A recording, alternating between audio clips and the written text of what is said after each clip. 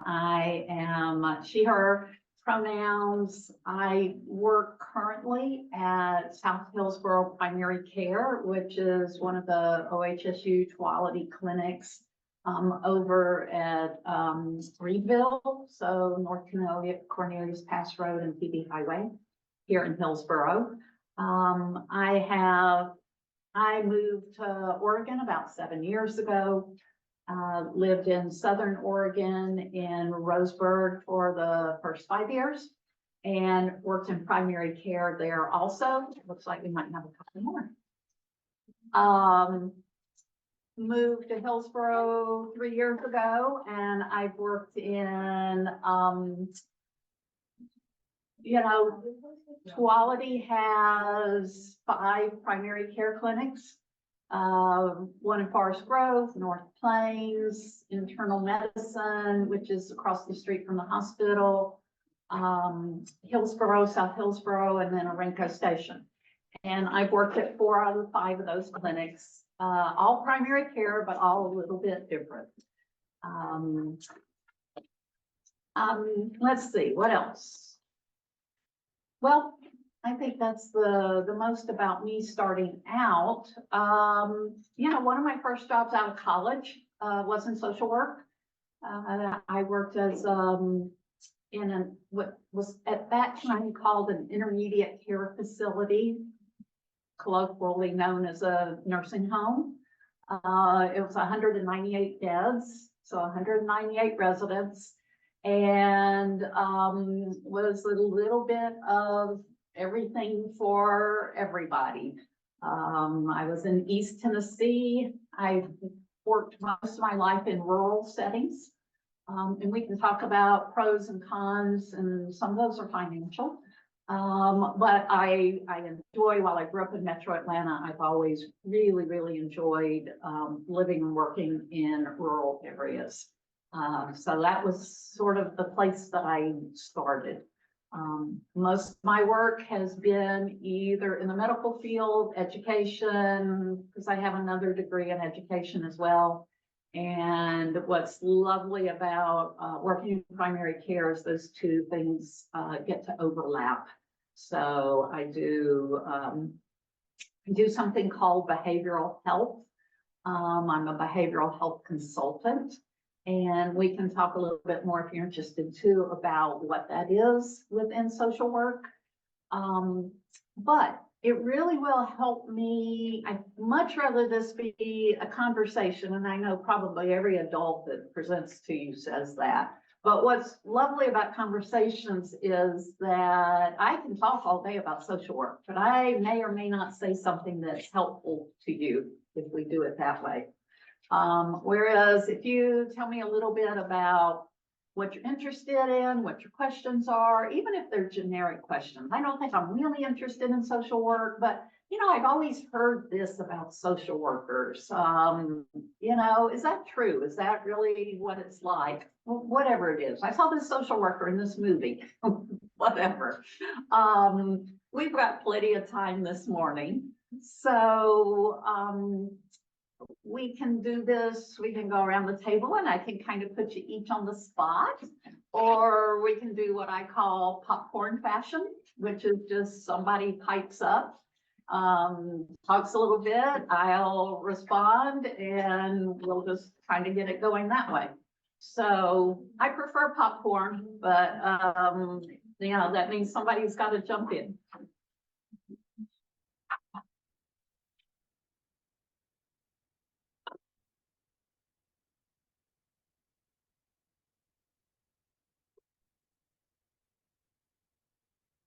Would you like us to start? Yeah, if y'all can start. Tell me what, I imagine you had choices about what career exploration days to attend. Tell me why you picked this one. I feel like I want to pursue a career where I interact with people on like a daily basis and just, socialize. I'm not very informed on what social work is, to be honest. Okay. So that is a great lead in for 2 little short videos that I brought. So let's start there. And was it, I'm not great with names, but I tried this morning. Was it Kinsey? Yeah. Yeah, okay. So that's a great place to start, Kinsey. Let's do the Bobby one first. Cool. For me, And then when it's done, you can just start the other one. okay.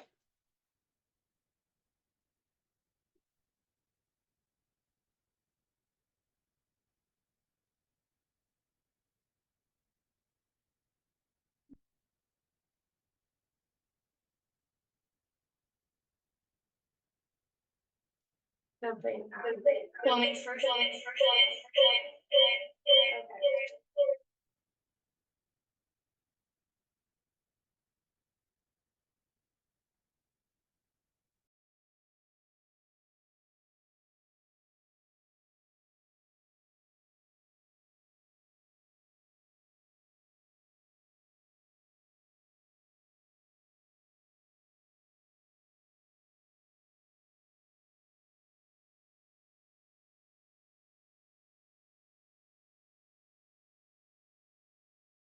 Tell people what I do for a living.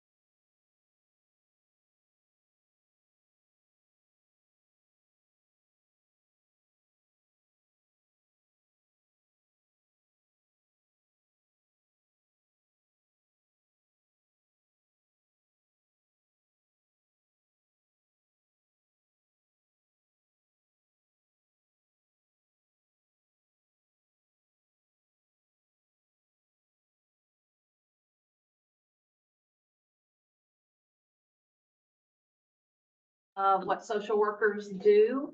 And I hope what you picked out, because it was one of the things that attracted me to social work, was that social workers do a whole lot of different things. Okay? I've got a handout here I'll pass around later, but some of the things it lists are administration, supervision, aging, alcohol, tobacco, and other drugs, child welfare, working with children, adolescents, and young adults, healthcare, mental health, private practice, school social work, social and economic justice and peace, social work, and the court systems. Okay, that's just another incomplete but one list as well. You know, I think for me, the overriding thing about social work is that it is working with people, and it is helping people make changes. Okay, whether it's in themselves individually, whether it is in a group, whether it's in a larger setting, it's all about change. And sometimes people ask me, how can you go to work and do that day after day after day? And I'm like, because the amazing thing is that no matter where a person is at, you know that change is always possible. I can't make it happen, but I can help with that. And it's always possible. And just about the time I can have a real discouraging week, I'll go in the next day or the next week, and somebody that I never would have dreamed of making a change will do that. So that keeps it going for me. I want to introduce Fern, who is a colleague of mine at the other primary care clinic that I mentioned at Orenco Station. And to catch Fern up, I've already introduced myself. They introduced themselves a bit. We jumped in, somebody had, got us off to a good start of, what do social workers do. But why don't you introduce yourself and then we'll go from there. And thank you. You're welcome. Yes. Hello. Sorry, I'm running late. My name is Fern Hemmer. As Babette said, I'm a colleague of hers, so also a licensed clinical social worker. I've actually spent my career in primary care. So I started out as an internship. I studied initially psychology, kind of found the passion in high school through introductory courses, and then went into social work for my master's after having kind of worked in different roles in the field. But that's probably, I already spoken to just the great variance that you can do with social work, which was kind of what solidified that choice. I studied my master's out at Colorado State University, came back home to Oregon and working now. I'm so glad to be here. I didn't prepare anything, but if there's questions or more I can say. Well, that's about as far as I prepared. Perfect. I love it. On the fly. The second video, just for information's sake, the second video is from the National Association of Social Workers website. NASW is the way it's usually referred to. There's lots and lots of information there about what social work is, careers for social work, just scads of info there. So NASW. Kinsey, does that give you a bit of an answer? But some more questions? What else does anybody else have? Yeah, pretty much clear things up. I was just looking to hear more examples, and that did in fact clear things up. So I don't have any more questions right now. Okay. There are two questions in the chat. The first one is from Aram. I'm sorry if I mispronounced that. And the question is, what's the most difficult part of your job?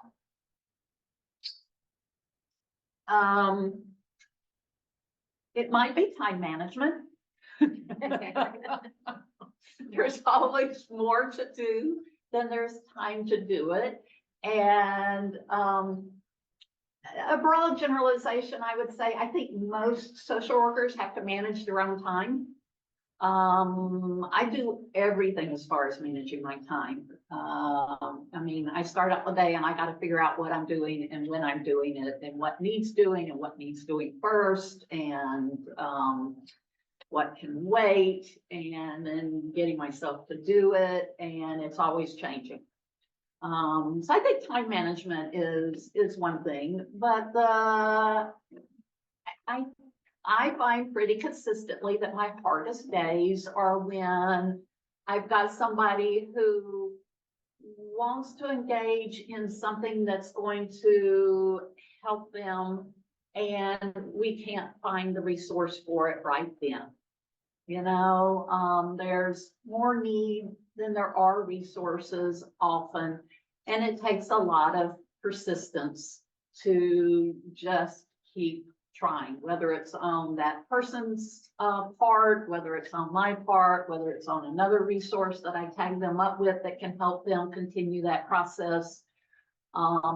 So that those are the discouraging times. And then, you know, it's hard to say, okay, we're going to keep trying on this.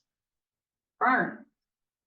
I mimic a lot of what you said. Yes, the discouraging, lack of resources, you know, related to kind of social services within our system, our state, broader than that as well, can be really hard. You know, I walked in front of what I was describing, like helping people change, right? Helping people change in their environment. And sometimes that is accessing resources, and some of those don't exist. It can be challenging. There's definitely hard things that we hear too. I think it's both those challenges and opportunities, right? It really creates the opportunity to build up the kind of skills and tools to be able to do your own self-care and, you know, how do you balance that and find some of the rewards in work too. In our particular role, so again, there's so many different social work roles, right? You know, a school social worker may have a very different answer, a social worker in the emergency department. But within primary care, I think one of the challenges, but also again, one of the rewards of it for me is the variance in what we do day to day. You know, a big chunk of our day is unscheduled. So right, it comes into that time management. You know, what do we do with our time when we walk in and we don't just have patients after patients scheduled? But there's a lot of flexibility in that too. Can you tell us, before we go into more questions, like in your role working in primary care at a clinic, what does that look like? Is it you have scheduled patients, or you know, you're brought in on a consult, just to kind of, I think, get a broader idea of in the setting that you're in, understanding that depending on what. Yeah. I mean, the particular role that Fern and I are both in, and because we're at different clinics, it's a little bit different. But it's called a behavioral health consultant. And I mean, my primary function in the clinic is to act as a resource for patients and for doctors, medical providers, and to help them with a patient's overall healthcare. It's holistic, to improve their health and their quality of life and their function. Okay, that's the big broad picture. You know, it means, let me get the cheat sheet. It means that, I mean, and I do, and this is where clinics can do it differently. I do schedule anywhere between 3 to 5 patients that I see individually, anywhere from 30 minutes to an hour. Again, different clinics do it differently. I also see patients in the exam room, just to get a better feel to help them clarify what's going on, help a doctor clarify what's going on. But I mean, I may be helping a patient with anything from, I work with pregnant and postpartum moms, work with patients with suicidal ideation. I work with helping patients figure out the process for connecting up with a therapist. some mental health things, anxiety, depression. I do a lot of mental health assessments, helping to determine what those diagnoses are, so we know what care we can give and what care we need to direct out for. Stress management, helping people with sleep problems, grief. I do a lot of education around what trauma is and isn't, and what treatment options are available for that. Helping people navigate the healthcare system. I mean, even something as simple as, I thought somebody was supposed to call me about this specialist appointment. I haven't heard from anybody. What's going on?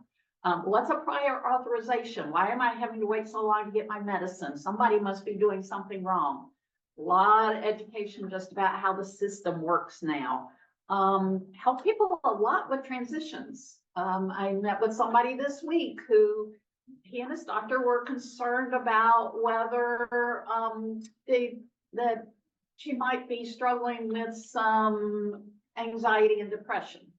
Well, as we talked some and we were able to clarify what had been going on, turned out that this person had recently moved to Oregon, was in the middle of a job search, was living in temporary housing with some friends who were nice, but they really were ready for them to move on.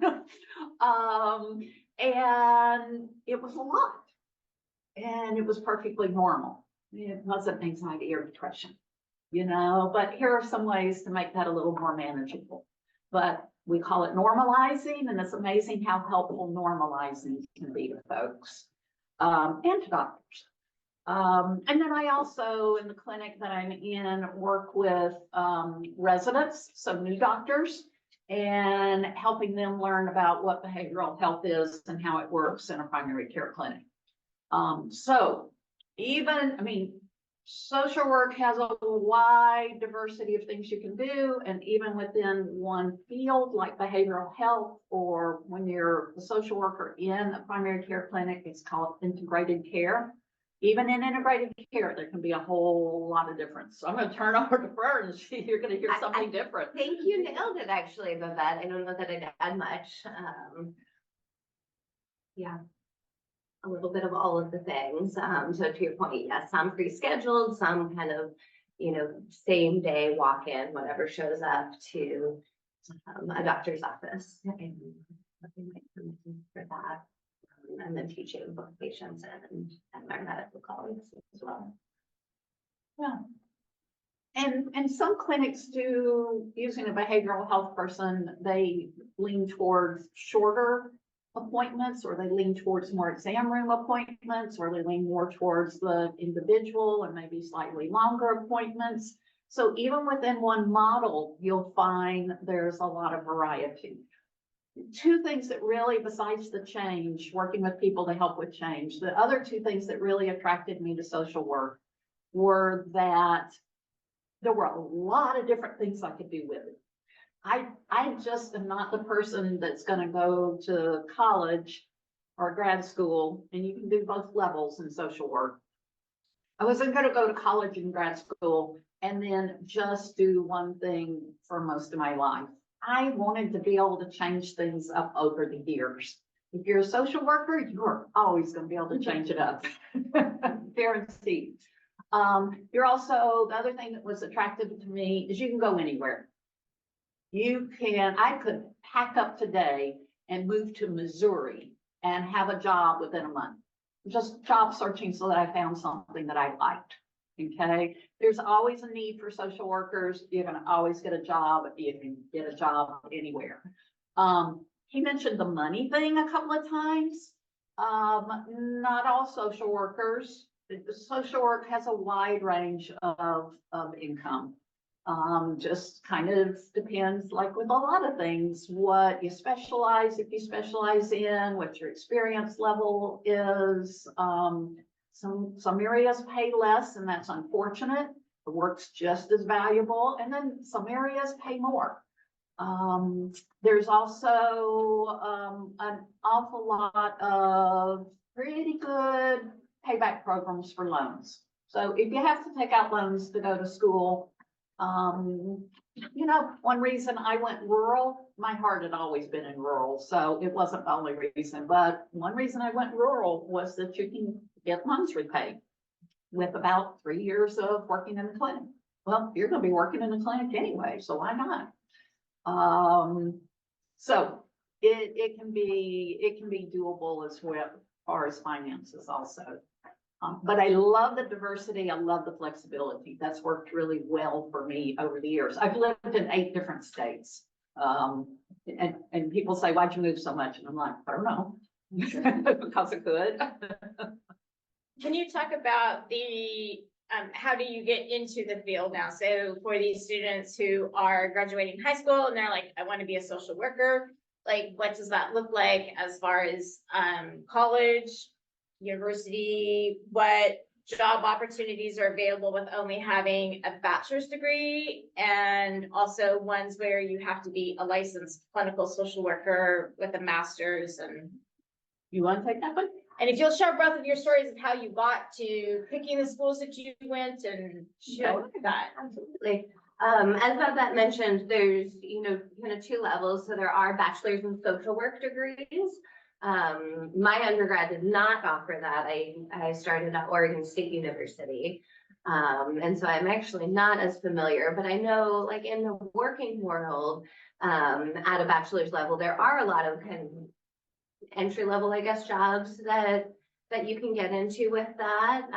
In our settings, what we hire are called behavioral health resource specialists. So it's a less clinical role, more care management. So coordinating all those lack thereof resources that Babette mentioned and helping people really connect. And different roles like that. We think about like child services. I think there's a lot of bachelor level positions as well. I don't know if you know others off the top of your head. Yeah, a lot of the care management, connecting people to Mhm. resources type positions. And people that do that and do that well, oh my gosh, I'm like, they're gold. So if that's Absolutely. something that you're drawn to and that you're good at, do it. There's a huge need for it and makes a huge difference. I mean, for instance, in Europe, there's countries in Europe that have, they've done it now for years. They've got the research, they've got the on ground, done it. You provide people with housing, and you know what? They don't have drug problems anymore. So people who, in this country, we don't have that model, I'm gonna say yet, but for a resource person, somebody with a bachelor's degree who's a resource person somewhere, connecting people up with housing can be literally life-changing. So it's a great field. So is the bachelor's degree in social work, or is it a bachelor's like psychology? So both, there are bachelor degrees in social work at certain schools. I myself studied psychology. So to get into a master's level program in social work, you don't necessarily need that undergrad. With an undergrad in social work, you can actually do kind of a fast track master's if it's within the time frame. So if you do your bachelor's in social work, you apply to get into your master's, you can actually complete your master's in 1 year, usually a little extra, like a summer, boot camp kind of thing, and then 1 year. Otherwise, most like full-time programs are 2 years. Some stretch it out a little bit longer. So then there's masters of social work programs. Here in Oregon, actually, since I went to school, we've increased in numbers. Our local community here alone has 3 MSW programs, which I think is actually all of them in Oregon that I know of. So Portland State University, Pacific University that has a campus here in Hillsborough, and then George Fox also offers a master's in social work. And still, even within that, schools have some variants of kind of different tracks that you can take. Pacific, I know, has a track in kind of Latino mental health and has really tried to promote, Spanish speaking individuals, biracial, bicultural clinicians to do the work. There are clinical tracks. My program had like a school credentialing track. And then a lot of people do go into other fields too. I have people in my cohort going into policy. One returned for a law degree. My school always talked about, management, like even having that kind of social work based can be really great for different management roles as well, of just, we understand people, we understand how to make change, how to be really person-centered and focused, and kind of thinking about the big picture. So a lot of different ways. And I myself, I did undergrad. I took a great big long break working in kind of mental health and social service agencies with a bachelor's level. So doing more administrative care management, care coordination type of work. And then opted to go back to my master's about 6 years later, back in between. Yeah, and for me, it was, I really encourage, a bachelor's in whatever you're interested in. If you think you may wind up in something like social work, I'm not saying it's a must, but a bachelor's in psychology is fabulous. That's what I got, but I also saw when I did my master's program that those of us that had that psychology background, the pieces just kind of came together easier and differently than people that didn't have that psychology background. Psychology is going to help you understand people in general, and then you get into that master's program and you're getting more into, you're still learning some concepts, but it's also more practical. So my bachelor's was in psychology, and then my master's program had an emphasis in rural social work. And, but I also had the wiggle room in that program because I knew about this field of behavioral health. I had the wiggle room in that program to kind of, even with my required courses, when I would plan projects, when I would plan papers, I could kind of plan them around in such a way that I was learning more about behavioral health. So that when I came out with that degree, I was able to step into roles as behavioral health consultant. One of the things that's kind of confusing sometimes to folks is the use of the word clinical. And because there are different types of social work, and they often fall out into those non-clinical or clinical positions you'll hear a lot. And clinical simply means that somebody that's doing clinical social work is a clinician, which means they can assess, diagnose, and treat. Okay. And versus the folks who don't do assessment, diagnosis, and treatment. Okay. So you'll find those two types. That's why in Oregon, and different states have a similar license, just different letters, but in Oregon, it's licensed clinical social work. Yeah, that's a clinical position. You have to have a master's for it. You get your master's, you go get a job, they give you this sort of transitional license of CSWA. You work, you take a national exam, you clock up a certain number of patient hours, you get a certain number of hours of supervision, and then you can apply to be an LCSW. That's the terminal degree for social work. In other words, you can do anything at that point. You can teach, you can be a therapist, you can work in virtually any setting doing any kind of social work. It's not necessary for every social work position. Some it is. It's really difficult to be a CSWA and be in private practice. You want that LCSW if you think you want to be a private therapist. That sounds like a really long process, but you're working during that whole time that you're working on getting the LCSW. So that's postgraduate. Within like Oregon, is there any opportunities for students coming out of high school that don't necessarily, are able to go to a 4-year right out of high school, or like are interested in maybe attending a 2-year like PCC? What opportunities and programs are available for students who are still kind of thinking about it and don't want to fully commit to the 4-year degree yet? In terms of like maybe internships and like education and stuff that they can do right out of high school to kind of get into that field to see if they like it. Great question. It's a great Wish I question. prepared for that one. It used to be easier. Yeah. I'm going to say it used to be easier.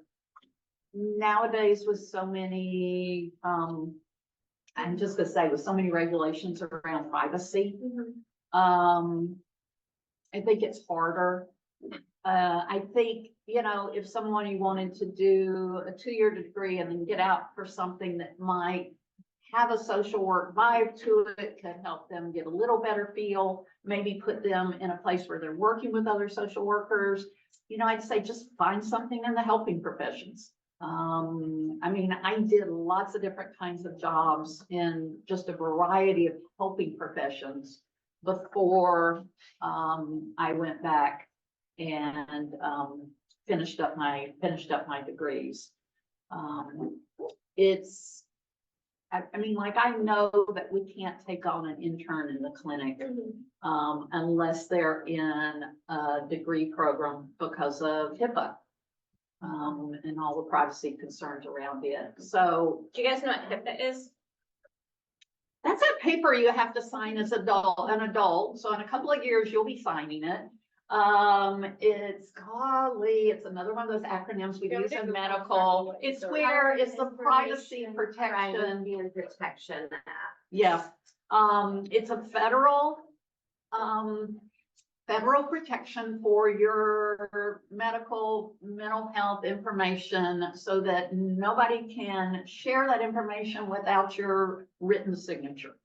Okay, but when they say you can't share it, I mean, you really can't share it. So anybody that comes in to work in a setting where HIPAA applies has to be trained in HIPAA regulations, or the fines are monstrous for a clinic or an agency if somebody inadvertently breaks HIPAA. So, you know, I think it's why when I was a teenager, we had candy stripers in hospitals. Teenagers that did a lot of nice volunteer work in hospitals. We don't have candy stripers anymore.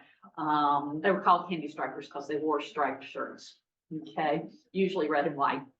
But we don't have candy stripers anymore because of things like HIPAA. I know 2 states that I've lived in had a high school program. It was kind of a 2-week program where they were able to work in medical settings. AHIC? I can check on that because I think it's federal, and I don't know if any of the high schools might have access to that. Yeah, none that I know of in the local area. Okay. With the licensure, so you are now a licensed clinical social worker. Is that only for your state, or once you have it, if you now, I don't want to live in Oregon anymore, I want to move to Vermont, can I go be an LCSW there, or do I have to take licensing exams to be able to work there? The exam, the clinical exam is national. There are state specific, what do they call them? Jurisprudence, you know, the laws and regulations are state specific. So there'd be like a little mini test. And then a lot of states mimic the same type of requirements, typically at minimum 2 years of clinical work with that supervision, and it adds up to X number of hours. Some states require a little bit more, Washington being one of those, is a 3-year track. And so you still have to reapply. If you don't meet the criteria of the state, you might not immediately be licensed. But for me, for example, I started in Colorado, I got licensed there, and I just paid Oregon money and did their laws and regulations test and got my license here as well. With counting all those hours, I didn't have to restart that process. So a lot of states have that reciprocity. How long are the licenses good for, and do you have to renew them and continuing education? Yes, to all of that. Yes, yes. On the licensing, NASW, the National Association, is working on having more flexibility for moving between states. That said, when you do move between states, if you do have to do some new stuff for the state that you're in, most employers will hire you You may not have access to doing your full job, but you'll have this little transition period, usually, 3 months or so, for being able to pick up the extra requirements and, get the license for your new states. Employers know that, it has to be done, and most of them work around that. I'm sorry, but there was a, Continuing education. yeah, yes, we're supposed to be lifelong learners. Yes. So you have to renew your license in Oregon. Every 2 years currently, and 40 hours of continuing education for those 2 years. A lot of agencies offer things, both OHSU and Hillsborough Medical Center have grand rounds of lunchtime lectures that we can listen to for 1 free credit, and those happen every single week. So there's a lot of different things. There's some reimbursement programs for different education as well. Do you have a question? Yes, I was wondering about, what type of jobs, like, as well as like going into those like clinical like settings and stuff, what other like career related things could I do, like caregiving, like what other things like that? Or sure things I could consider, should consider. Yeah, for employment type of stuff with social work. Yeah. And I think that briefly covered on this, like there's social workers within, medical clinics, within mental health clinics, within hospitals, within schools. And some of the non-clinical roles, I know there's social workers that work in things like policy making, some of the legislature type of stuff. I know my program had a lot of social workers that went into management roles, never saw that clinical side of things, but had kind of the people skills and used it in that way. I'm sure there's more I'm missing, but Let's see, what I just handed you this is pulled from the NASW website, so you can find more information there. But it gives you one breakdown of, some of the areas that you can work in. Administration and management. This may be outside of a typical social work field, as Fern mentioned, but within, every agency, every group of social workers, every group of therapists that might be working together, every one of those has got to have a manager. Every one of them's got to have somebody in administration. Advocacy and community organizing. Those are the folks that what I think of as the folks that are doing grassroots changing. You get in, you engage the community, the people who are living there, you help them learn the skills, do the things, make the changes, figure out what changes they want, help them make those changes. So it's that community work. Aging, working with older people. And right now we're headed into a period in history where 60% of us are going to be over, I think it's over age 60 within, I don't know, the next 10, 15 years. So that's going to be a huge area. Child welfare is sort of the area that everybody thinks, is sort of that's what social workers do. I have to tell the doctors at the clinic, don't introduce me as a social worker, let me do it, because if they say, oh, I'm going to send Babette in, she's a clinical social worker, they think I'm coming in to take their kids. I say, thank you, Hollywood. But folks don't, that's the thing that people see and hear the most. It's needed, it's good work, especially when it's done well by people who are trained well, know how to do it well. It changes children's and families' lives. The goal is to reunify families while at the same time keeping children safe. That's pretty life-changing. But of course, the things people hear and remember are the worst case scenarios, but it's a good area of work. Developmental disabilities. It's another area. We've already talked a lot about healthcare. There's other areas in healthcare, discharge planning, either in a hospital or in a doctor's office, like specialty offices. Emergency rooms, specialty offices like oncology, hospice. Every hospice has to, federally is mandated, has to have a social worker. So there's a lot of different areas in healthcare. Patient navigators. Let me add there, I'm glad you said oncology, but even things you might not think of, like our dental school at OHSU actually has a pretty robust behavioral health program as well. Transplant, you know, there's often transplant Yeah. positions too, so kind of helping with some of that care coordination, but also all that comes in, you know, being a transplant, needing an organ transplant. So some of those kind of subspecialties that you might not think of as much. Pediatrics, of course, as well. A lot of the local pediatric clinics hire roles very similar to ours too. International social work, in social work, we talk about macro and micro work, and I forget the one in the middle. Meso.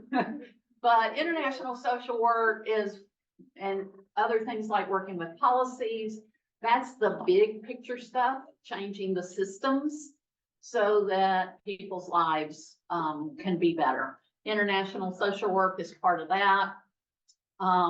Working in the justice and corrections system. I already talked a bit about mental health and clinical social work, but that mental health piece can also include working with folks with substance use struggles. An area that folks often don't think about is occupational and employee health. A lot of employers have things called EAPs, which are employee assistance programs.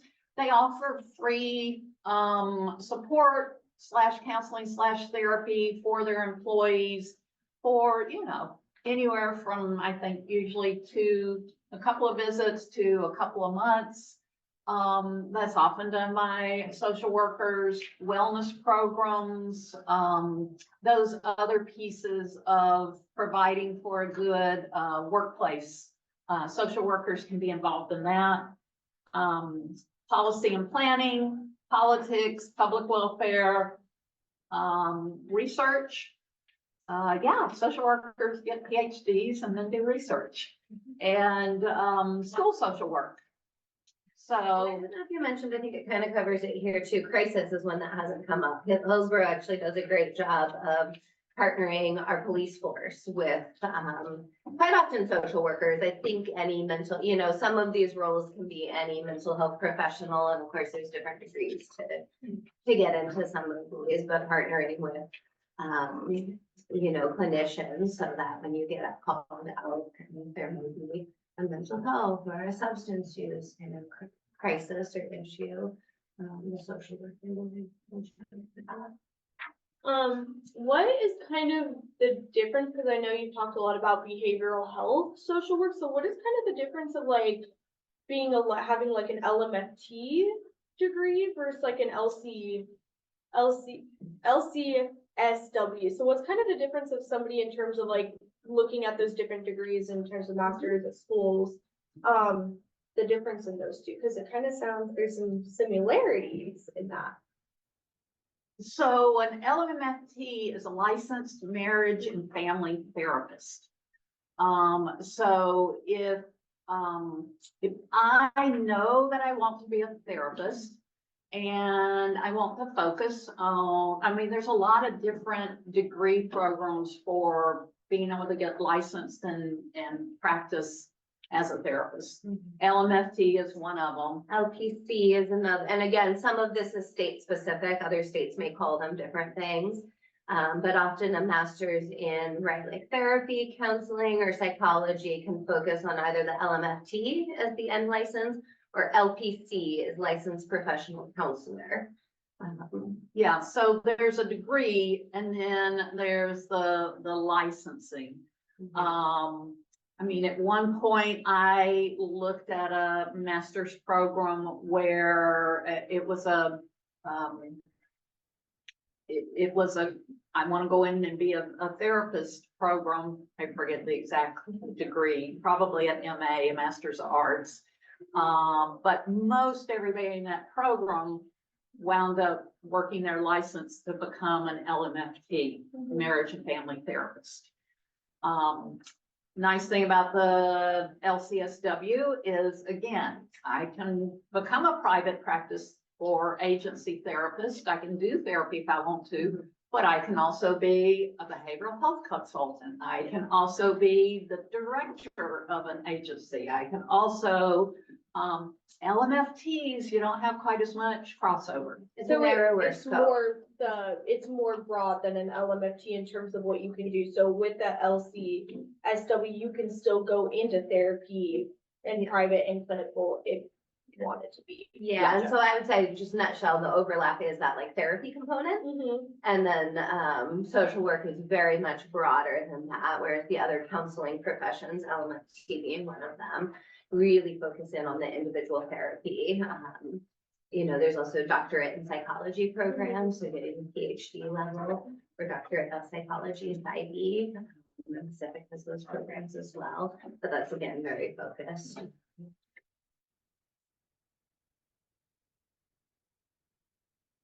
But you mentioned that you could move anywhere and get a job within a month. Does that mean that there is like a shortage of social workers right now? Yeah. Yes. Yes, there are. There's a shortage, there's always a shortage, the field is always growing. I mean, as that one video showed, I mean, it's, you know, things are gonna grow by, jobs are gonna grow by about 150,000 just in less than 10 years. It's always been a shortage. Our positions alone speak to that. You know, both of our clinics are fairly new, but even getting behavioral health consultants in them. I've been in my role for 6 years, shortly after, but they were brand new positions available at that time. And we've grown now at Hillsborough Medical Center to a full team of 5 providers. When I started, it was, you know, 1 out of all of the clinics. Yeah. So there's been growth in just a little short time, like here. Do So you think that's because of the awareness around mental health and really making it a priority and looking at like drug and alcohol, substance abuse? Yeah, absolutely. driving There's a a lot of lot of that. work, and this is some of the kind of community engagement portion as well of noticing there aren't enough specialty services, right? Like our role is really considered generalist. You know, we work in primary care. It's a kind of generalist setting. And there's, you know, long time, but more and more emerging and becoming in kind of the forefront of awareness of need within. You know, people aren't seeking specialty care, and primary care is really that, like, what's that catchphrase we Gateway. use? Like the first. It's the first- gateway. The gateway, thank you. Yeah. You know, seeking services, like people come see their doctor if they're feeling down, depressed, grieved, you know, having concerns with substance use, wanting to make lifestyle changes, all of the things. And, I mean, I know high schoolers are thoughtful people. You asked a real thoughtful question. You know, society has changed a lot in the last 50 years. We used to have a lot of other places to go for support.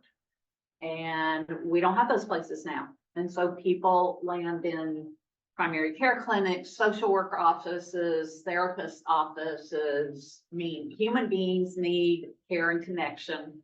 And if we can't find it where we used to, we're gonna find it somewhere else. So, yeah, I think social workers of whatever type are doing the work that they used to do, but now also filling those gaps in our society as well. With the shortage of social workers, you hear that it's like a very demanding job with like little reward. That's just what the stigma around the job is. Do you feel that's true?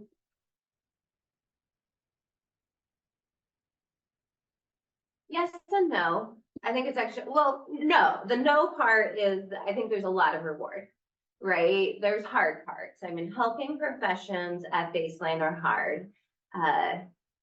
I chuckle, my backup career. I'm like, why didn't I go and work with trees or plants or, something that sounds very easy, but there's so much reward. Like that said, like we see real change. We see people feeling better, doing better. And I think people find themselves in these careers really wanting that. So I think there's actually great reward. To Babette's point too, there's a huge range, unfortunately, in kind of what our salary can be, right? So it's kind of finding that passion with balancing life and responsibilities and realities, and thinking about kind of what niche you want. And I'm gonna use I'm gonna use a very social worky word.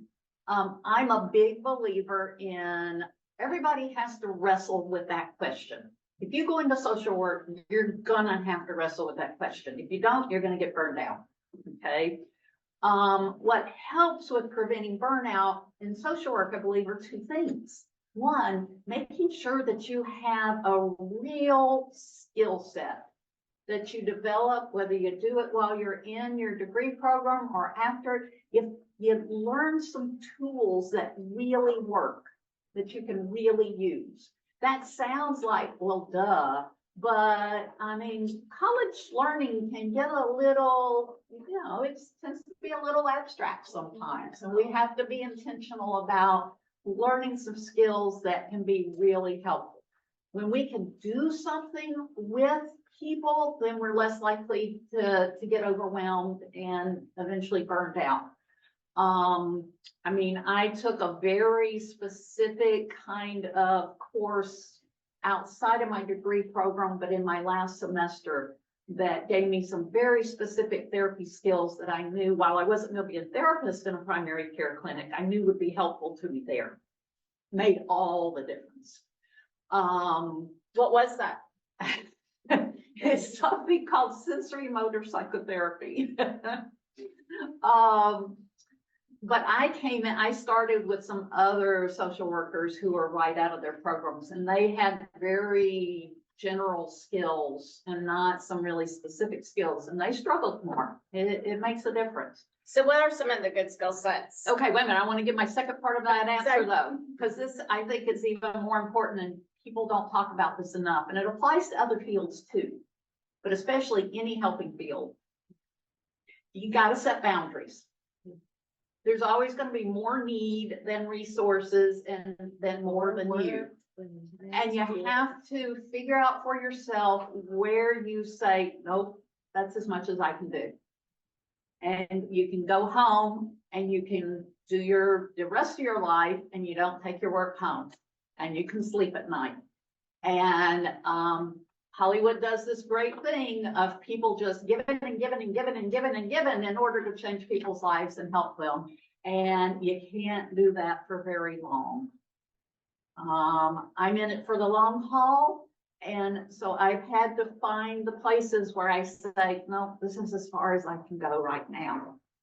But it's not everybody has to figure out where those boundaries, where those lines are for them. You gotta wrestle with, you can't do it all.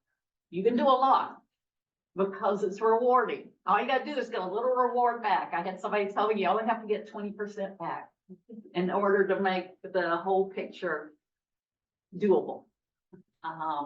So now what was your question?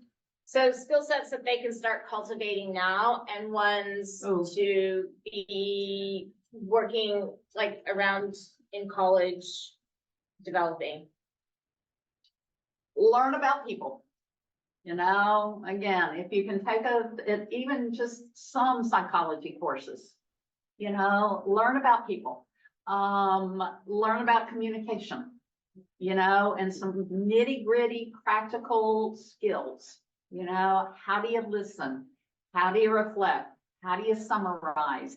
How do you listen and reflect without getting sucked into somebody else's stuff? Okay, that's a boundary thing. You can take communication classes all over the place. What else do you think of? Communication and listening were the first two that popped into my mind. as well. Yeah. I mean, if you do a master's, again, finding, the ones I'm gonna rattle off are therapy skill sets, but a lot of them are very applicable to a lot of situations, like CBT is cognitive behavior therapy. Motivational interviewing. Oh my goodness, I take it back, put that one at the top of the list. Take a motivational interviewing class somewhere along the way. No matter what your work's gonna be, okay? Can you describe a little bit briefly what motivational interviewing is? Motivational interviewing is a combination of learning how to listen to people and at the same time, learning how to ask questions that help people figure out inside what is going to work for them, what is best for them, and helps them figure that out. And it's another one that's great for preventing burnout. Because the responsibility is not mine, it's the person sitting across the chair. But I can guide that process so that they can be successful in figuring out those answers for themselves. Very solid research base. I mean, this has been, and it started getting developed around the 90s, and there's lots and lots of research about how well motivational interviewing works. And you can take that into any workplace environment and any interaction with people. Yeah, a lot of these things work well with colleagues, interpersonal relationships, classmates, in any arenas too. So it's not just in a therapeutic sense. Yeah.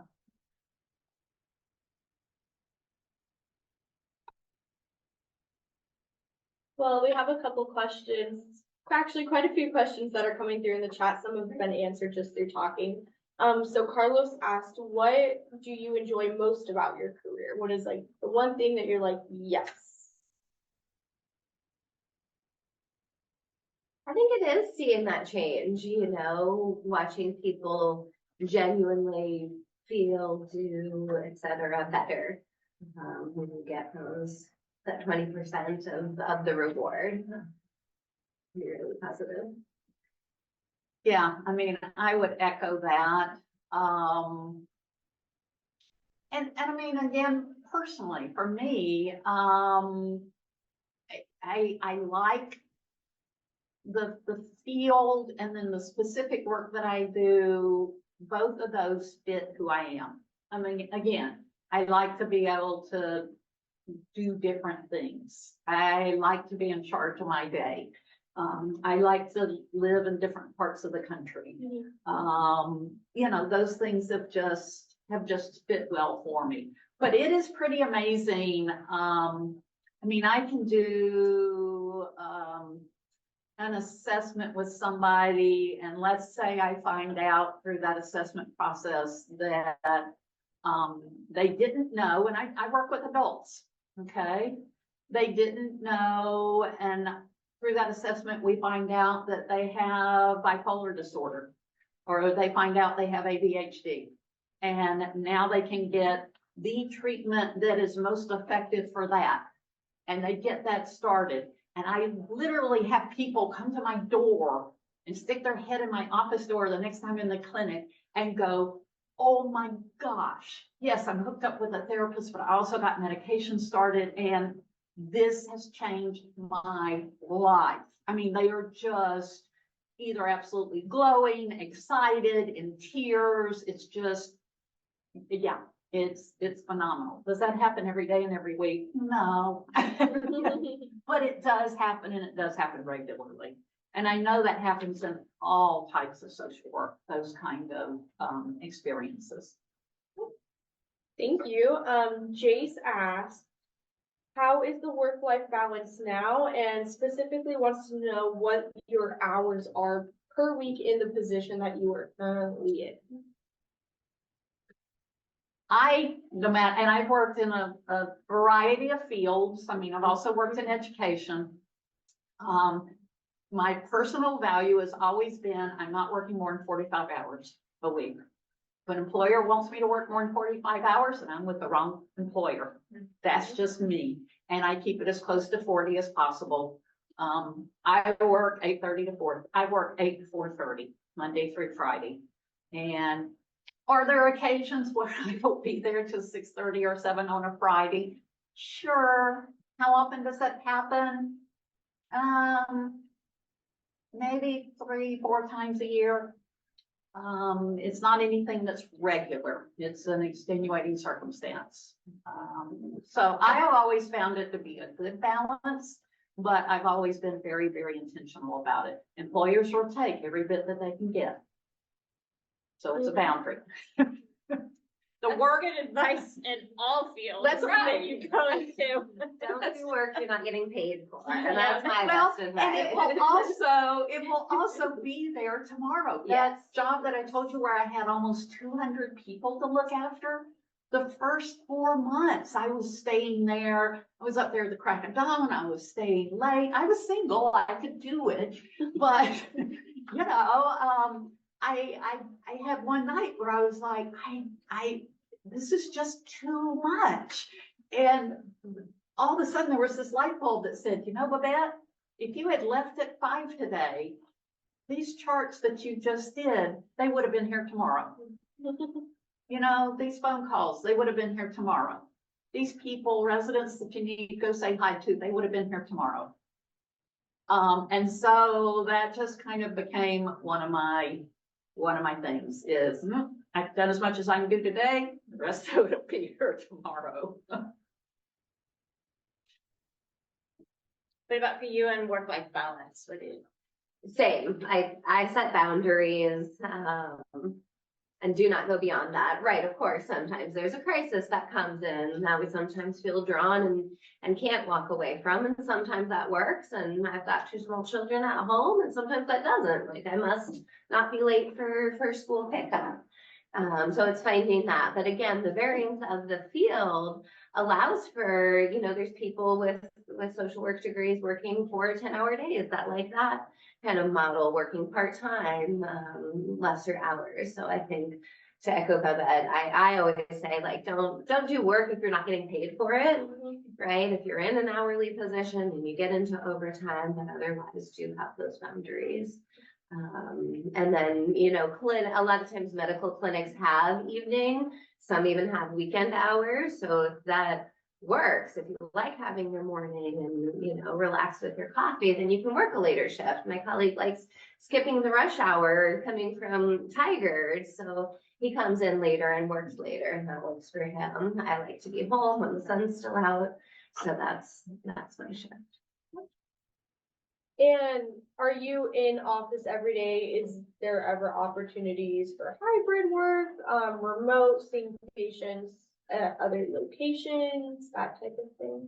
Tons of opportunity depending where you go for work. Like I do 1 day remote, which I mostly do my administrative. I write up all my notes. I have a lot of meetings.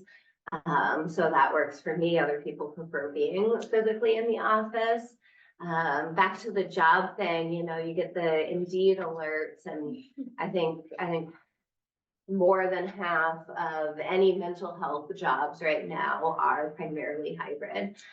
We don't need to do physical examinations on patients, right? So for some clients or patients, that virtual really works. I like to see people in person, right? So it's just a variance, you know, there's some private providers working solely virtual. I've worked in clinics where we did offer services too, like more rural areas too, that had harder times hiring behavioral health kind of professionals. And so really just depends on the role. You know, if you're in a school, you're probably gonna be there all the time, right? Except for your paperwork can maybe be done at home. You touched on about having to write notes. So, being a strong writer, are there certain writing classes you recommend? Business writing, looking at in college, like what? It's very different, and I would say, like, I would say no. You put your opinion in, but really learn it in the field. Like, I work with colleagues who have really, like, been in, you know, specialized mental health profession, write these big, long, lengthy narratives. I am very brief in my writing, so no, you don't need any of that. You learn it We follow a lot of times like SOAP notes, so you write subjective, objective, you write a little plan, you write an assessment. Back to HIPAA, you're really stating, unfortunately, what the insurance needs to know to pay for the service, and what you yourself or a colleague needs to know if they're also treating that patient as well. You know, when you have follow-up, what were the important things that you talked about you need to remember? What does their primary care provider need to know that you covered, that you're working on? So I'd say you're not gonna get fired over it. You're not gonna not get hired because of it. Yeah. But it's really helpful if you can spell for your field. um, Because for instance, when I do a medical chart note, there is no spell check. Okay, and if I'm typing in some spelling that a doctor can't decipher, and if they have to slow down to decipher, I'm not serving that patient's care in the best way. You don't have to be perfect, but you know, when you kind of start getting a feel for where you're headed, you know, learn the lingo for that field and learn how to spell it. And the reason I bring this up is I worked with another BHC at another clinic, and it was a real struggle. It was a struggle for her. It was a struggle for the medical providers who needed to read her notes. There was no spell check in those software programs. So spelling, I would focus on spelling more than writing.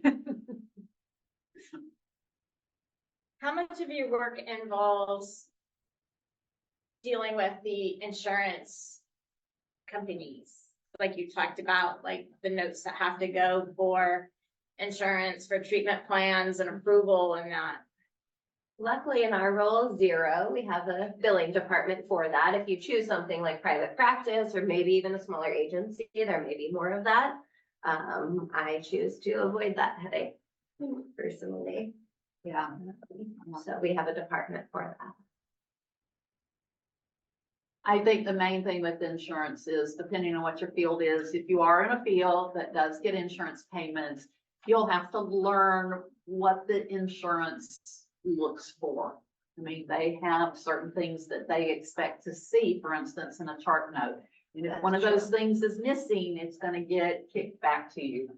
Or to your agency, and then you're gonna have to redo it.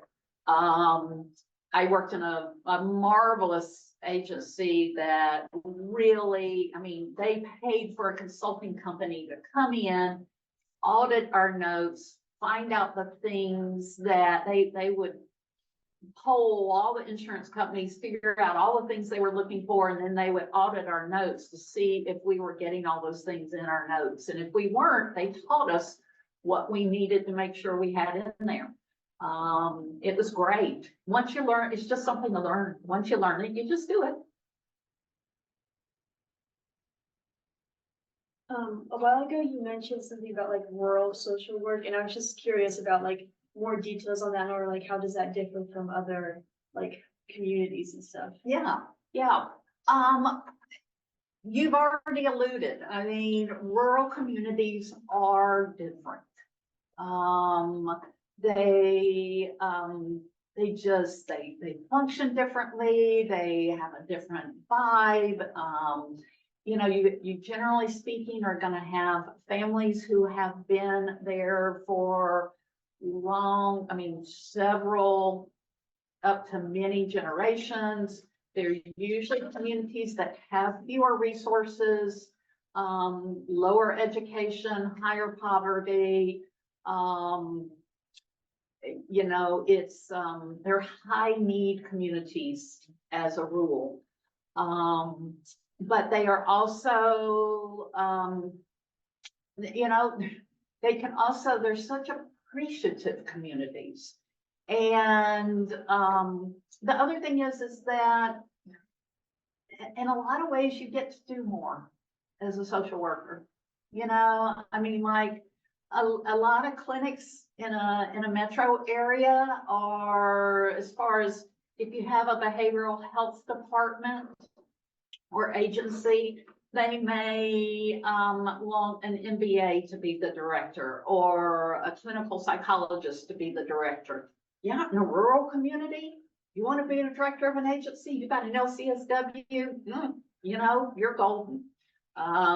So you can have a lot, honestly, you can have a lot more opportunities to do a lot of, you get to start programs, you just get a lot of things, get to do a lot of, because it's just so needed. It's like people in rural communities look at you and say, tell me why you can do this. And if you can tell them why you can do it, then you're doing it.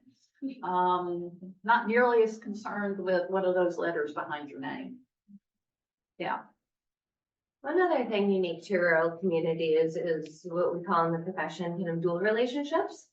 Being in a small town, you're going to run into your clients or patients at the grocery store. Kids might be on the same soccer team, you know, all of the things. And back to HIPAA, you know, part of our ethics and standards essentially say, if I was treating you as, you know, a therapy patient, I wouldn't say hi to you at the grocery store. So thinking about some of that too, and just how you kind of hold yourself in the community. And that can be a little different than in Portland Metro, where you very rarely bump into your patients or clients outside of the clinic setting.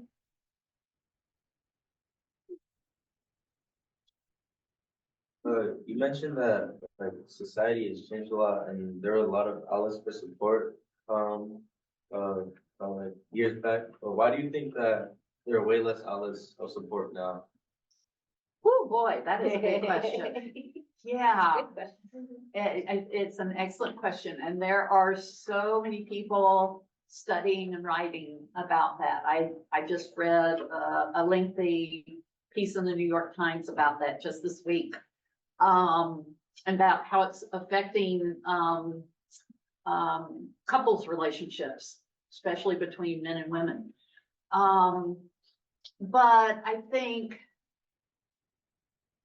I can't answer that question, especially off the top of my head. I mean, I know that, you know, we used to have community organizations. You know, people lived in the same community longer. People didn't move as much. People were more stable. So, you know, my kids went to the same elementary, the same middle school, the same high school with all their friends. They were in school together for 12 years. You know, we didn't have computers and technology. So it's like, what did you do with your free time? You know, well, you joined this social club, you joined that bowling league. I mean, really, go home and spend a week thinking about every time you pick up a phone to do something, or you sit down in front of a computer to do something.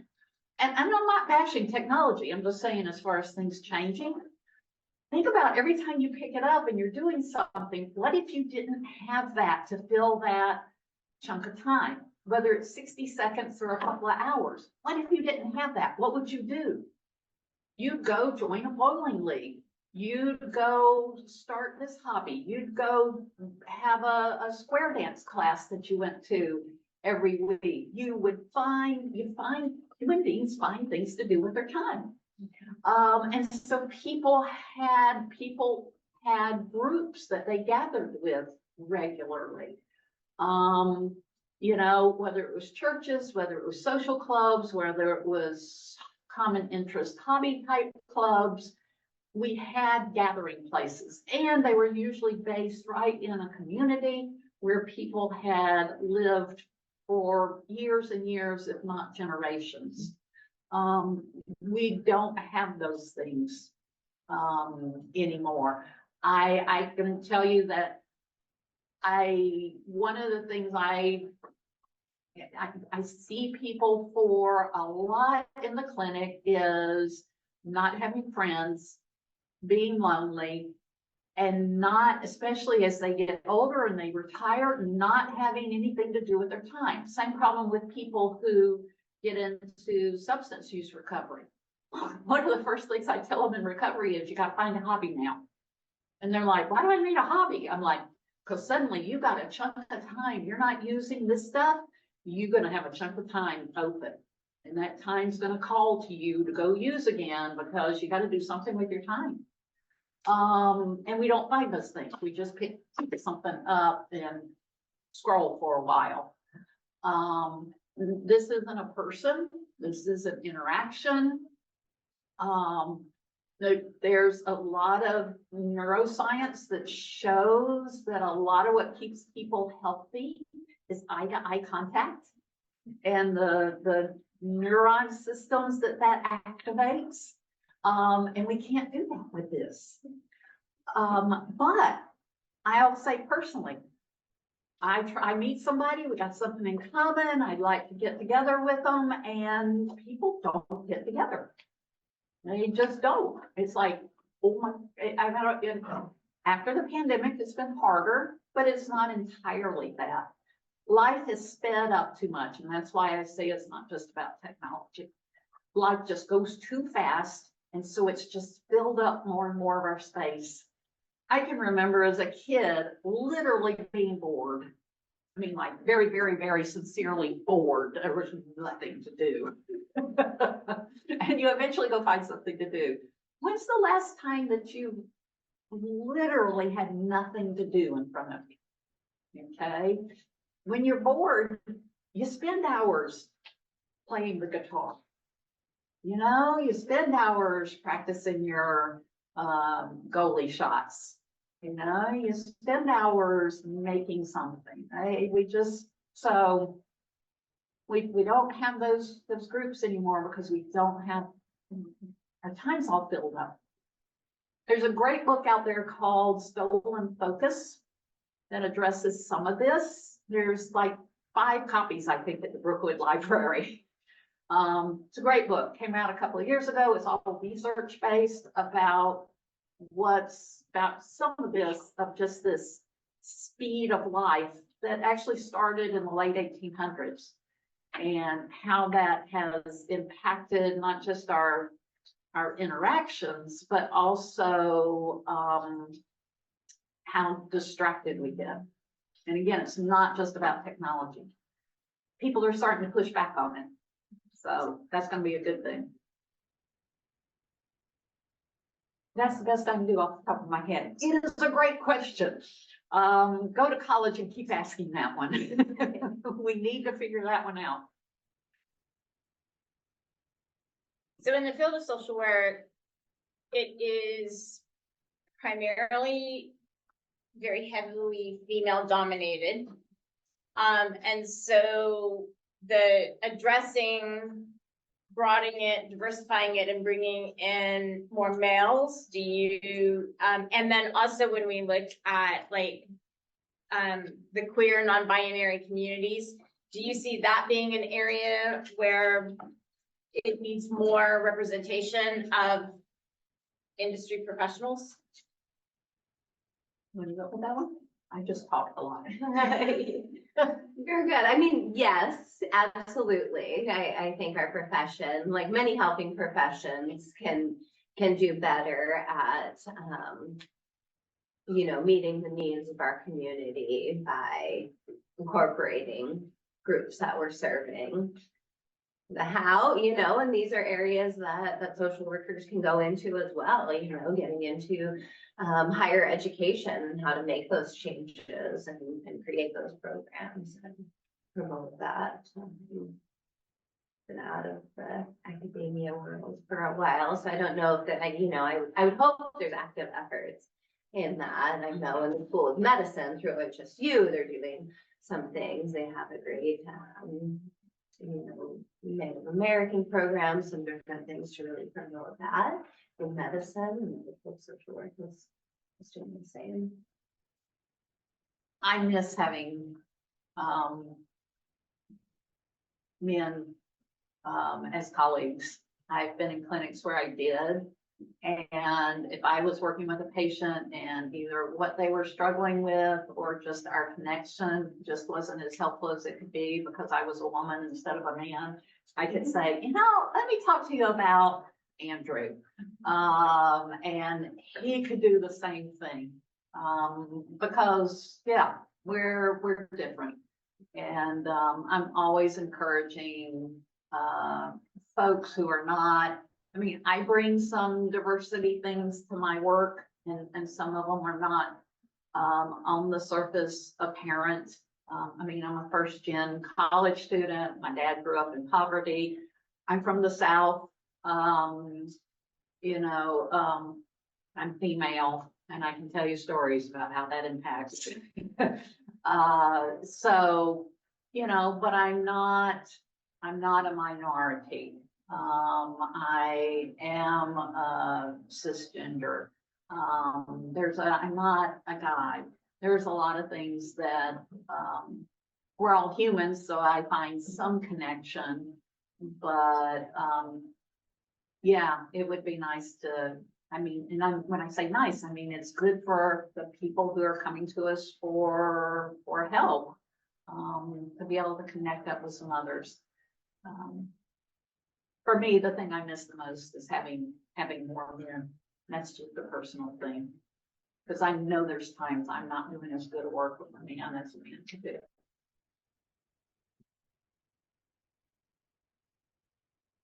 Have any more questions?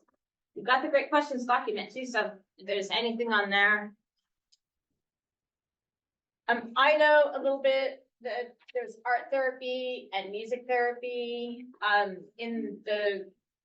do you see that being a modality that you're either referencing other people to go connect with an art therapist or a music therapist? And can you talk about that more? So like for people who are really drawn towards the into music or into art, like here's a profession that if they're also interested into helping, that there's a space and place for them. I was started out a music therapist major in college. Oh, cool. Yeah. And then switched to psychology and then switched to pre-med and then switched to social work. And so go exploring. That's what college is about. So yeah, the area I know, where those creative therapies that are used in a therapeutic way in a therapeutic setting, is a huge growing field in working with people with PTSD and with trauma history. There's some good research showing that it does something marvelous to the nervous system when people can work with dance, art, music, those kind of therapies. For instance, things like there's rhythm, there's even this simple thing of having people draw like this does something different in the brain. So that's a specialized area I know of, where those therapies are being used is working with folks who've experienced trauma. But it's in a lot of areas. Yeah. I think they're all great. I think, yes, more specialized, you know, it would be like smaller agencies or even private practice. Equine and animal assisted therapy is another big one. That's kind of emerging. It might be really Unfortunately, useful in a rural community. yes, absolutely, absolutely. I find, you know, whenever people specifically come and ask for these, I tend to find a great shortage of resources. So I think it is kind of newer and emerging. And I don't know about like insurance reimbursement and that sort of stuff. You know, personally, the art therapist I know that is like private pay out of pocket as a private practitioner, and that's how she maintains a practice. But I don't know if that's a growing field. But again, speaks to the diversity of, you know, incorporating these other modalities, and play therapy is used often with children. I'm very interested in art therapy because of the fantastic colors. You were talking about like how it working with trauma patients as well as like super helpful. It's like, does it like has like a certain range of age kind of, or it's like all over because of the different like neurological like benefits it has? It's the whole age range, from children who are not very verbal, all the way up through adults. I mean, one website you can check out is the Trauma Research Foundation. I believe has some information on there about using creative therapies. Dr. Bessel Vanderkolk, who, it's Vanderkolk.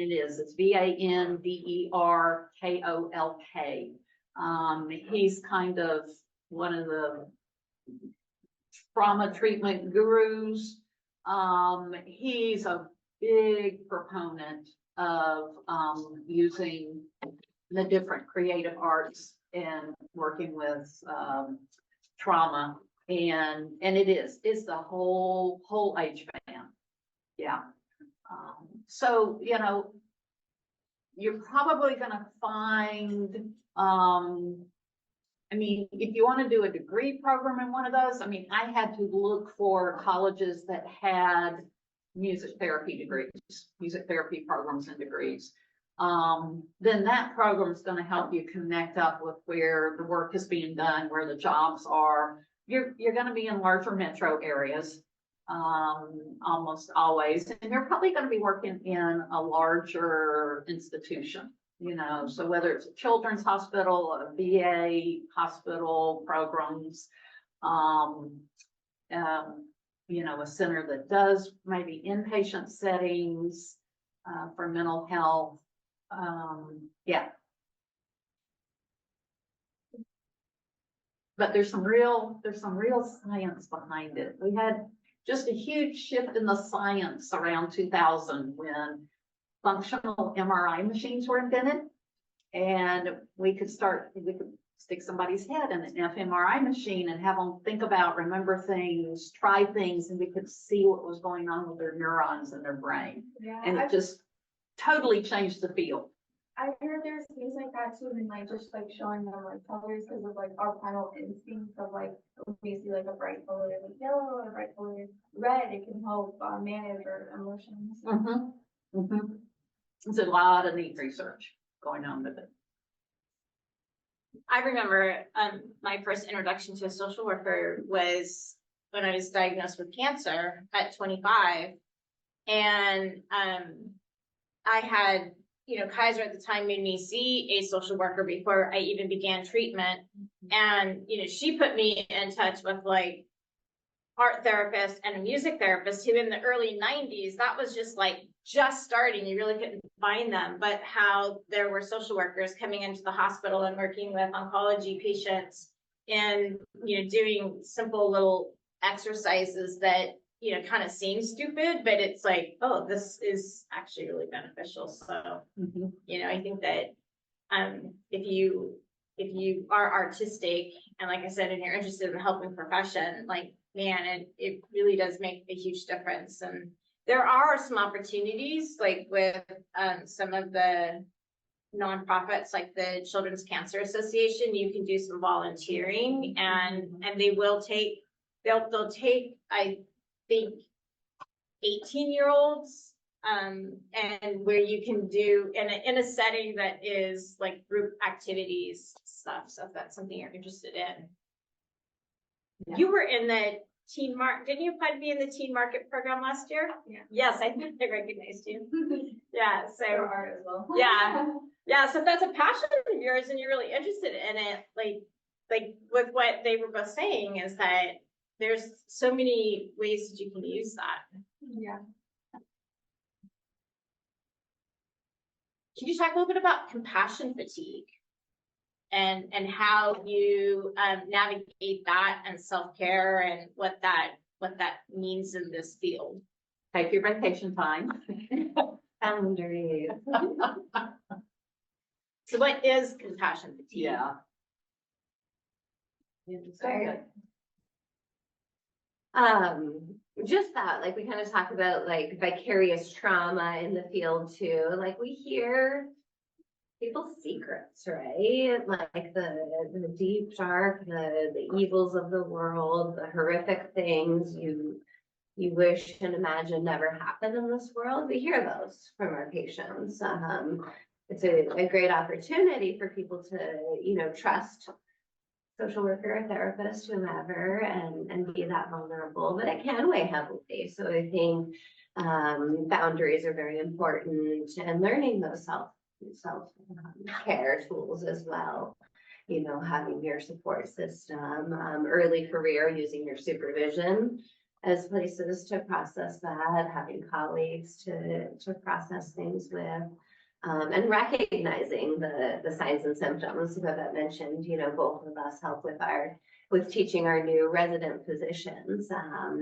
And they come from a field that doesn't talk about these topics. The great thing about social work, we talk about these things in school. We teach these things. We read books about how to, you know, encounter them and how to learn the tools. And you ask about them here in medical professions, it's not the case. In a lot of even helping professions, that's not the case. You know, so really being mindful about having the opportunity to teach colleagues, lean on colleagues, leave the work behind. Yeah, I mean, compassion fatigue is what it sounds like. You just, you feel compassion, often enough, deeply enough that after a while you just get tired. And, you know, Americans in all fields are notorious for not taking their vacation time. Take your vacation time. It's amazing what a week or two away from work will do. I can always tell that I'm due for some time off because my fatigue working with patients comes through with, I start getting really irritable and impatient. I'm like, really? Another person that's coming in here feeling bad because they didn't figure out how they were going to fill their time with retirement? Really? And when I feel that bubbling up inside of me, it's like, okay, I need some time off. Because that's not the way I usually am with folks. You know, finding where your lines and your boundaries are, so that you're not doing too much.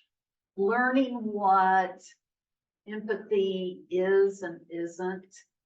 You know, I always get real concerned. I'm not saying that it's not a thing, but I always get a little concerned when somebody tells me that they're an empath. Because, you know, they just feel everything in such depth that everybody else is feeling. And I'm like, okay, so you got a good vibe for people, but where are your boundaries?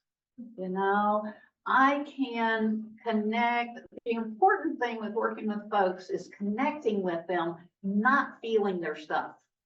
Okay. And you have to learn that. You have to learn how to connect, but without taking on somebody else's emotions and struggles. That minimizes compassion fatigue. I had a supervisor, and in social work, supervision is not about your boss. Supervision is about working with a more experienced social worker on these kind of questions. And supervision is a big deal in social work. And I worked with a social worker who said, self-care is not about coming home and doing bubble baths and lattes. Although I love this latte. Thank you very much. But she said it's about your time off when you're doing something that really satisfies you, flips your switches, is something that, and I don't mean energized like this, but something that like recharges your battery. Okay. And when we do those kind of things when we're not at work, then we recharge, and then we're less likely to wind up with the compassion fatigue. But it's going to come along, and you just have to be able to recognize it and then do what you need to do to take care of yourself. Or you look at your boundaries at work. You know, have I started working too many extra hours? Am I taking on too many patients that are above the level of care for what I can provide in this setting? In other words, am I not doing enough referrals? You know, you look at what your work has turned into and how you can change that up a little bit.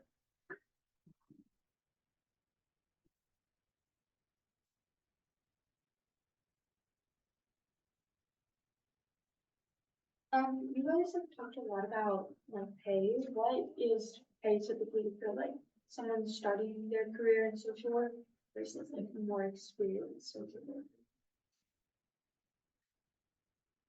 We both chuckle. Okay, depends where you go.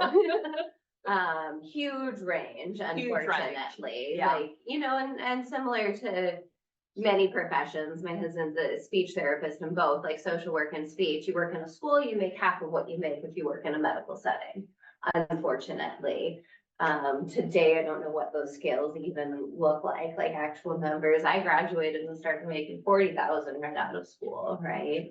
But in, you know, other settings, that's probably more, but I would say probably today with inflation, maybe like 50, 60, I don't know what would be average. Yeah. An average is so hard to say, right? Like, you know, schools, community mental health, those are gonna be some of the lower paying jobs. And a lot of times those are what hires primarily the non-licensed people. So again, it's, you know, 2 years master's program, 2 years minimum, usually a little bit more, to get your license, and then you start to kind of climb that pay scale. But if you Google average, it's That's- gonna yeah. probably be skewed because again, there's those higher settings and, you know, licensed versus unlicensed. It says the average social worker, so that's with the master's degree in Oregon is 72,000, and that's as of January this year, but it says the range falls between 65 and $79,000. And then ZipRecruiter and a couple other things, it says it can go up to, you know, $110,000. Yeah. Different states vary and all that, so that gives you a little bit of that number wise range. I have a friend of mine who is a licensed clinical social worker, and she specialized in behavioral change. And she works for Microsoft and looks at organizational change, and she makes crazy money. Yeah, that's what I forgot about to mention, but yeah, That, absolutely, you know- some of that, like consulting, you know, that I talked about consultants coming in for like chart audits, but there's also, right, like how do you change an organization and the culture and the burnout or the team? Nice. Yeah, I know I had between starting salary and, I had about $30,000 increase in less than 4 years. And if you go from that MSW up to the LCSW, you'll have at least a $10,000 jump. So, you know, there's social work jobs that pay very little. But there's other jobs that pay very little. My husband does marvelous work. He's not a social worker. He's a former teacher. But he's a court-appointed mediator. So he works with parents who have to come up with parenting plans when they're splitting up and parenting plans for the kids. Does marvelous work. He has not gotten a raise in 10 years, okay, and still makes less than $50,000. Yeah. So it's in, I don't like it when social work gets singled out as a field that pays crap, because it's just not true. There's lots of areas that don't pay well, and sometimes we just do those. He's excellent at it. He feels like it's the work that he's meant to do right now, and so we make it work in our family. And I know he's changing kids' lives. So it's always kind of a juggle and a balance. In social work, you're always going to have some options. Yeah. You're not going to come out of school though making $100,000. Well, you touched on an interesting point that I know in the Portland area, Portland State, Pacific University, George Fox, and then Lewis and Clark College, they have a LMFT and a licensed clinical social work. But those programs are really competitive because the cohorts are small. Right. They need more professors they need more in academia so that they can have larger cohorts. And so with that, like if that's something that you're gonna, if you know that's your end goal where you want to be a licensed clinical, you kind of have to be strategic with what you're doing in your undergrad and applying and have, in your experience, are you seeing where the industry is changing because the demand for social workers is so high?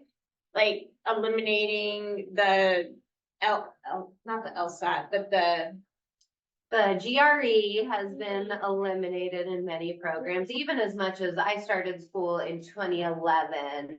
And some I applied to require GRE, some did not. can you explain what the GRE? Graduate Something something exam. exam, Yeah. graduate, one of those tests that's a pretty generalist kind of graduate, so similar to like the SATs and But for grad school. what's the other one? So many programs do require it, social work typically not being one, and I don't know the like balance now. I think it was about half and half. I think I applied to like 5, 8-ish schools and maybe half required, half didn't. And that might be How many reducing. schools did you apply to and like first how many you got into and the one you picked? Because Mhm. like Karen said, it's so competitive and I know PSU, for example, they're accepting 15 students a year into that program. And they have about 100+ applications. Can I speak to that? Yeah. Yeah. One of the things I learned living in rural areas, but I think it's applicable in metro areas too, is too few high schoolers think about going away for college. I mean, there are lots of social work programs in this country. If the ones here are only accepting 15 students a year, then look farther afield. Going away to college is a great experience.